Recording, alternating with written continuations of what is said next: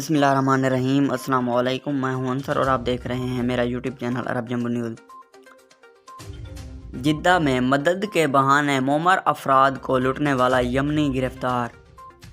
سعودی عرب میں مکہ مکرمہ region police کے ترجمان نے کہا ہے کہ فوجداری جرائم کے ارتکاب پر غیر قانونی طور پر مقیم یمنی باشندے کو گرفتار کیا گیا ہے۔ سرکاری خبر رساں ایجنسی SPA کے مطابق پولیس ترجمان نے بتایا کہ یمنی شہری سرحدی امن قانون کی خلاف ورزی کر کے مملکت میں داخل ہوا تھا۔ غیر ملکی کارکنان اور معمر افراد کی مدد کے بہانے ان سے ATM کا پاس ورڈ حاصل کر لیتا تھا۔ ATM کارڈ اپنے پاس رکھ کر انہیں دوسرا غیر مؤثر کارڈ دیتا تھا۔ پولیس ترجمان نے بتایا کہ یہ وارداتیں جدہ شہر میں مختلف مقامات پر ہوئی ہیں۔ پولیس کو اس حوالے سے اطلاع تھی۔ ترجمان نے کہا کہ یمنی باشندے کو رنگے ہاتھ گرفتار کیا۔ اس کے خلاف قانونی کارروائی کے بعد اسے پبلک پراسیکیوشن کے حوالے کر دیا گیا ہے۔